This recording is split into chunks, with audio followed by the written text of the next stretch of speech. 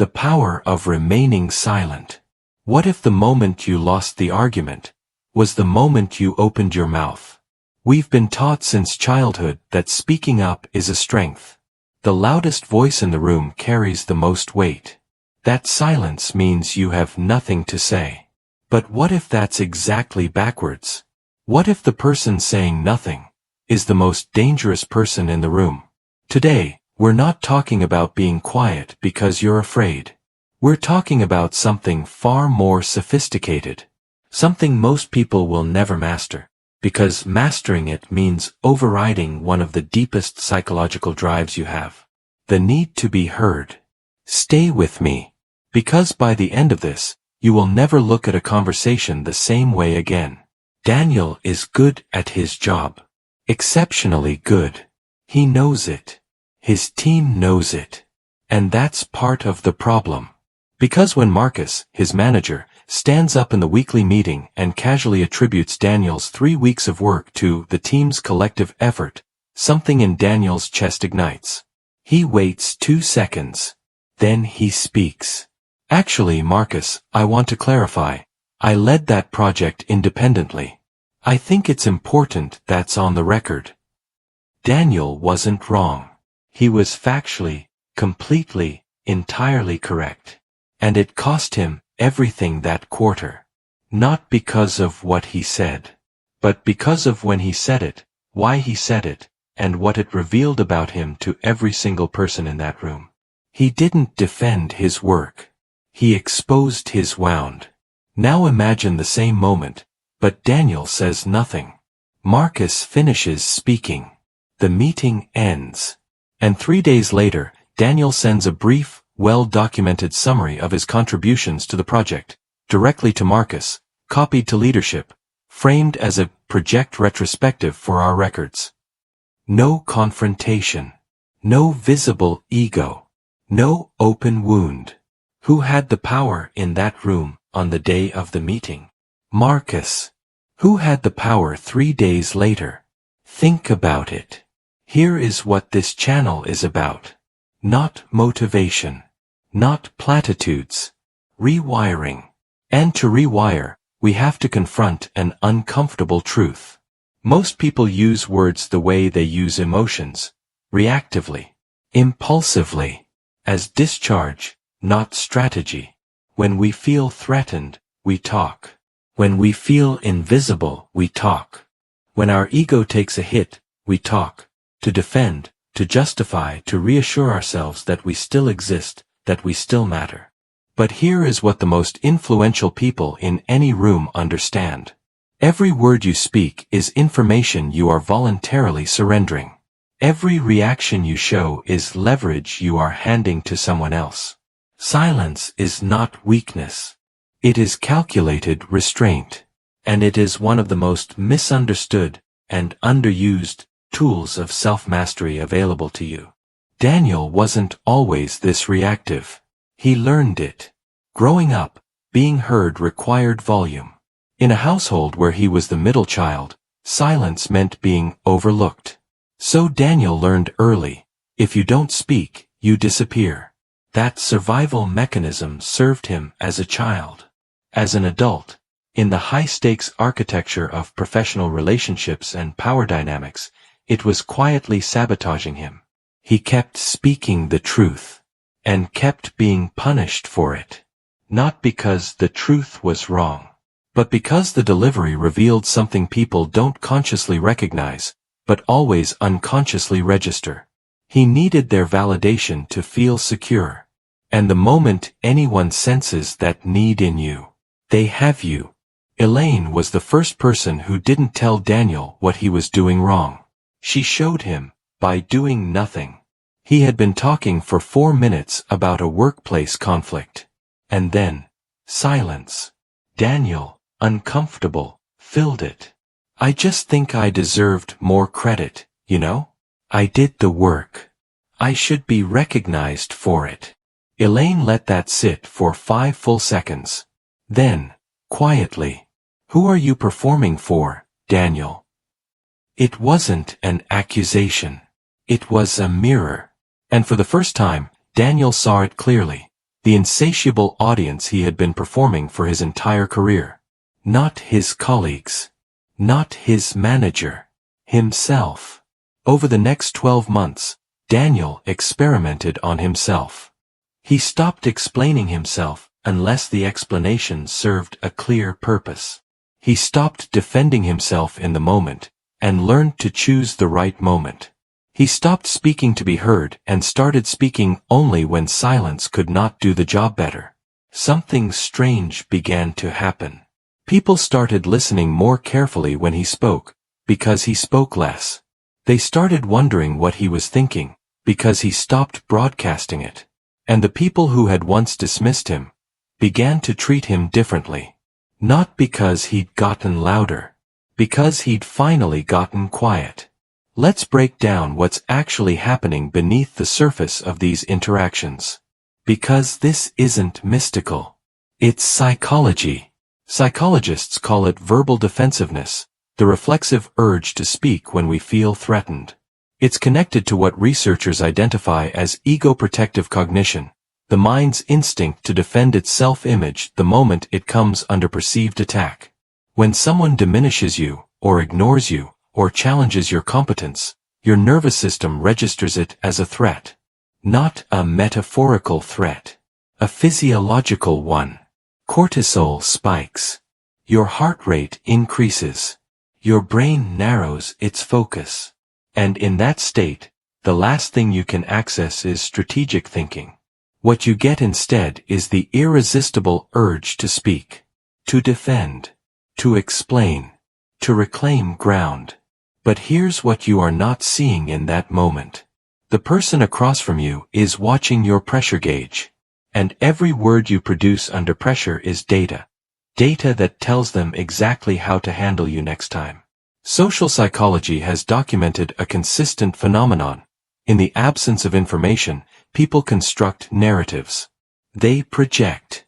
They assign meaning. When you are silent in a high-tension moment, others don't interpret it as emptiness. They interpret it as depth, as control, as the possibility that you know something they don't. This is sometimes called the attribution effect of restraint, the social tendency to read stillness as competence. Think about the most powerful figures you've encountered in your life.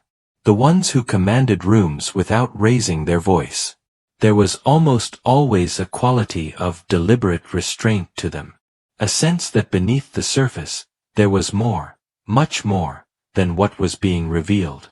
Silence, strategically deployed, signals one thing above all else. I am not controlled by this moment. And that is one of the rarest signals a human being can send. There is a negotiation principle, well understood by hostage negotiators, trial lawyers, and seasoned executives, called the pregnant pause. When a negotiator goes silent after making a demand, the pressure does not evaporate. It transfers. The silence becomes a container, and the person across the table begins to feel compelled to fill it, often by revealing their real position, their real anxiety, their real limit. The same dynamic operates in every human interaction. When you stop reacting, you stop being predictable. When you stop being predictable, you can no longer be managed. And the person who was controlling the tempo of the interaction suddenly finds themselves uncertain. Silence doesn't just protect you. It extracts. It creates a vacuum that others feel compelled to fill. And in filling it, they hand you insight, leverage, and clarity that no question could have produced. This is not about becoming cold, or withholding, or playing games. It's about developing a new relationship with your own reactivity, and learning to choose response over reflex. Here's how. The first step is not silence itself. It's self-awareness. You cannot choose restraint if you don't know the moments that destabilize you. Begin to notice, what are the specific triggers that compel you to speak impulsively? Is it feeling overlooked, misrepresented, challenged in public, dismissed? Name your pattern. Because a trigger you can name is a trigger you can interrupt. Before responding in any high-stakes interaction, Take 5 seconds. Not to think of the perfect thing to say. Simply let the first wave of reactivity pass. What happens in those 5 seconds is neurological. Your prefrontal cortex, the seat of strategic thinking, has a chance to come back online after the initial threat response. You shift from reactive to deliberate. 5 seconds won't make you seem slow. It will make you seem measured. And measured is what authority looks like in real time. When someone attacks, accuses, or provokes, let them finish. Don't interrupt. Don't start composing your rebuttal while they're still speaking. Why? Because people who are emotionally activated tend to overtalk. They extend beyond their strongest point into territory that weakens their position.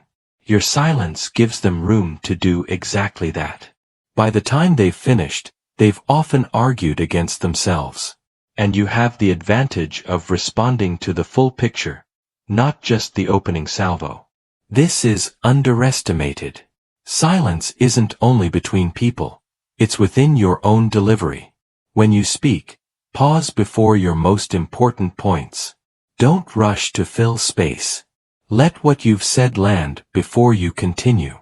Research on public speaking and persuasion consistently shows that speakers who pause are perceived as more confident, more credible, and more composed than those who fill every gap. The pause creates emphasis without volume. This distinction is critical. And this channel will never pretend otherwise. There is a version of silence that is not power, it's fear dressed as restraint. It's the silence of someone who needs to have a difficult conversation but keeps postponing it. The silence of someone who never sets a boundary because confrontation feels dangerous. That kind of silence is avoidance. And it accumulates. It becomes resentment. It becomes distant. It becomes the slow erosion of relationships and self-respect. Strategic silence is chosen. Avoidance is compelled. The question to ask yourself is not, should I say something? But, am I silent because I am in control, or because I am afraid? One is mastery. The other is a pattern that needs to be addressed directly. There's a moment in the development of any person who takes this work seriously, when they realize something that unsettles everything they thought they understood about power. It's not the moment they finally win an argument. It's the moment they stop needing to. Because here is the insight that sits underneath everything we've discussed today. The person who controls their words controls the narrative. And the person who controls the narrative controls the outcome. But more than that, when you stop reacting to everything, something remarkable begins to happen in the people around you. They start to reveal themselves. Their anxiety becomes visible. Their manipulation becomes transparent. Their need for your reaction, which you are no longer providing, becomes obvious. Silence doesn't just protect you from revealing your weakness. It illuminates the weakness in others, without you having to say a single word. That is not a trick. That is not a power play in the shallow sense of the word. That is self-mastery. And it changes everything, not just how others experience you, but how you experience yourself. I want to leave you with something to sit with. Not a quote. Not an instruction. A question. Think about the last time you spoke when you shouldn't have. Not because what you said was wrong, but because you said it for the wrong reason, to soothe yourself, to reassert your position, to make sure you were seen. What did it cost you? Now think about what silence might have done instead. What information would you have gathered? What power would you have retained? What version of yourself would have shown up, the reactive one or the deliberate one? This is the practice. Not perfection. Not speaking, but learning, conversation by conversation, moment by moment, to choose. To choose when your voice serves you, and to recognize when your silence serves you more. If this landed for you, don't just subscribe. Come back and tell me in the comments about a moment when your silence changed something. Or when speaking costs you something it shouldn't have. Because the most powerful thing we can do in this space is be honest with ourselves. And sometimes, that starts by saying nothing at all.